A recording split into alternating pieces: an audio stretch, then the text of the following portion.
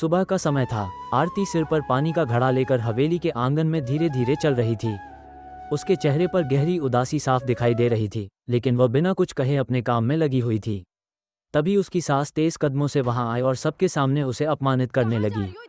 नंद भी ताने मारने लगी। आरती ने चुपचाप सब कुछ सह लिया और सिर झुकाकर अपना काम करती रही। कुछ दिनों बाद रात के समय हवेली में चोरी हो गई। बिना किसी सबूत के सास ने चोरी का आरोप आरती पर लगा दिया।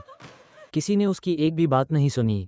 सास ने गुस्से में उसका छोटा। बाहर मूसलाधार बारिश हो रही थी। आरती हाथ में अपना छोटा सा बैग लिए भीगती कहाँ जा रही हुई हो? इतना सुनसान धीमा क्यों सड़क चल रही पर हो? चलती जल्दी रही। करो, देर हो रही है। हमेशा उसकी यही करती हो। आंखों से माफ आंसू कीजिए, मैं तेज लगातार चल रही बह हूँ। रहे थे, हाँ, लेकिन बारिश की ये रही बूंदों चोरनी, में वे निकलो यहाँ आंसू से। छिप गए। मैंने कुछ नहीं किया। चलते सास जी, चलते वह मुझे माफ रेलवे कर दो। स्टेशन पहुंची। कई घंटों से भूखी और थकी हुई आरती के कदम लड़खड़ा गए। वह एक बेंच पर बैठ गई और अपने बीते जीवन को याद करके फूट-फूट कर रोने लगी। अगली सुबह से आरती ने अपने जीवन की नई शुरुआत की। वह रोज किताबें लेकर लाइब्रेरी जाती, दिन में छोटे बच्चों को ट्यूशन पढ़ाती, शाम को एक होटल में काम करती और रात भर जागकर पढ़ाई करती। कई बार थकान से उसकी आंखें बंद होने लगतीं, लेकिन वह अपने सपनों को याद करके फिर से पढ़ाई में जुट जाती।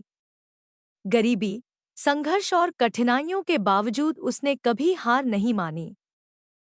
समय बीतता है। आरती हाथ में एडमिट कार्ड लेकर आत्मविश्वास से परीक्षा केंद्र की ओर चलती है। परीक्षा के बाद वह पहले से भी ज्यादा मेहनत करती है। आखिरकार परिणाम घोषित होता है और उसका चयन कलेक्टर समय बीत जिन्होंने मुश्किल समय में उसका साथ दिया था, वह उनके चरण छूती है। शिक्षक मुस्कुराते हुए उसके सिर पर हाथ रखते हैं। दोनों बगीचे में साथ साथ चलते हैं और कैमरा सुनहरी धूप में उनके भावनात्मक पल को कैद करता है, दौड़ता है। आरती हाथ। अंत में सुबह की सुनहरी रोशनी में आरती कलेक्टर की वर्दी पहनकर आत्मविश्वास से सड़क पर आगे बढ़ती हुई चल रही है। हाँ दीदी, उसके पीछे छात्र, महिलाएं, हम बुजुर्ग साथ और हैं। गांव के लोग प्रेरित